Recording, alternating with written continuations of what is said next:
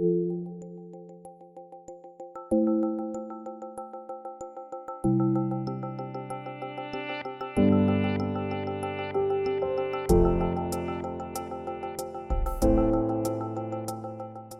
does the best with what they know. And until there's other things involved, but until they understand that there are better ways, but also give them not what to think, but how to think. Not what to think, but how to think. And those are two different things. We can try to help anybody, and they don't want to be helped. There's a lot of people that just don't want to be helped. But you know in your heart, in your mind, you said you don't need to be in this situation. Why are you doing this? And you're trying to figure out, how can I help influence this person? Or how can I help, get them out of the situation? They're complaining all the time, but they just, they don't want to do anything. We were walking as a group because this was part of our course, and we were walking as a group in Las Vegas, and we were in front of, I don't know if you've ever seen the pictures or you've been there, the Bellagio with the fountains. And we were walking, there's a group of us giving therapy to homeless people in Las Vegas. And there was this gentleman sitting on the street, and we started having a conversation with him. And we asked him, how he's doing all these things. We had a conversation. And he says, so what are you guys here for? And we explained. He says, well, that's nice and all. He goes, but I screwed up too much. And I said, well, how was that? He says, well, I used to be a very successful poker player. I was actually on the news. I have my picture with Donald Trump, and he actually showed us a picture with Donald Trump. And he says, I was very rich. I was very successful. He goes, but I got greedy. He goes, I got greedy, and then I started getting into drugs, and then with drugs, obviously, comes the next of prostitutes, and then the prostitutes, and I lost all my money, and then now I'm on the street. And he goes, I just screwed up. He didn't use that word. He used other words. And he goes, plus I almost killed someone last week because we had a fight, and I pulled out a gun, and I shot, but I missed him. He goes, my life is messed up. And he went on and on and on. And I said, listen, I could say, okay, you need to do this, and you need to do this, and here's some money, and I'll take you to the hotel, and that's important.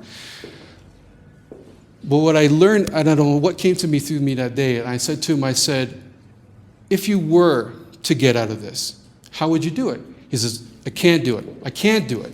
I said, well, where did you come from? Did you come from a perfect situation? He goes, no, I built myself up as a man. I built myself as a person. I got myself to this next level. I said, well, why can't you do it again?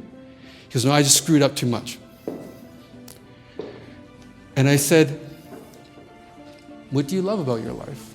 He goes, nothing. I said, if you did have something you loved about your life, there's a difference of when you ask somebody a question, you can say, well, what if you did? So they kind of look at in different parts of their brain. Well, I guess it would be my son. I said, now we got something. And I said, okay. I said, would you do that? Would you break through? Would you find ways of getting back on your feet because of your son? No, I can't. He's in this pattern of I can't.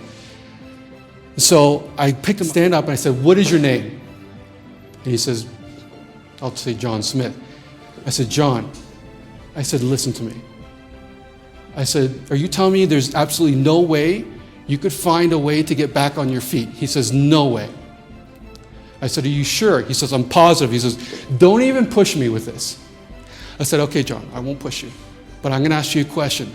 I said, I want you to stand, and I took him, I said, I want you to look across this highway, and there's a 6-lane highway, right?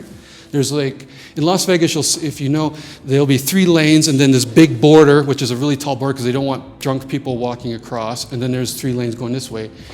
And the cars go very fast there. And I said, if your son was on the other side of this road, blindfolded, maybe another man brought him up that didn't take care of him or taught him ways that weren't ethical or abused him, and he tied him up and put him on the other side of this road, and he was blindfolded, and you saw your son quivering, and his foot was on the edge of his life or of the road. I said, would you go and save him? He says, yes. I said, but you don't have a plan. He says, I don't care. I said, but listen, it's dangerous. There's 6 cars going at 100 kilometers an hour, and then there's a brigade in the middle. I said, how can you do this? He says, I will find a way. I said, but you can't. You're on drugs. You're sleeping with prostitutes. You have no money. You can't do it. He says, shut up. I'm going to do it.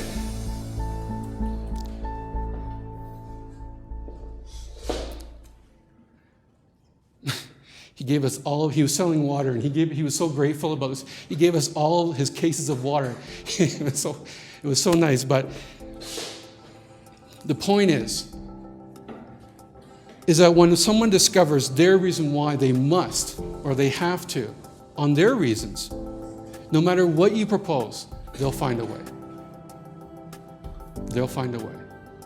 I had a why when I was a kid. I was never going to let my child or my daughter or my kids go through and see the things that I did. And again, it doesn't matter about resources. And in fact, some of these children have the greatest opportunity because they have a chance to write a fantastic story.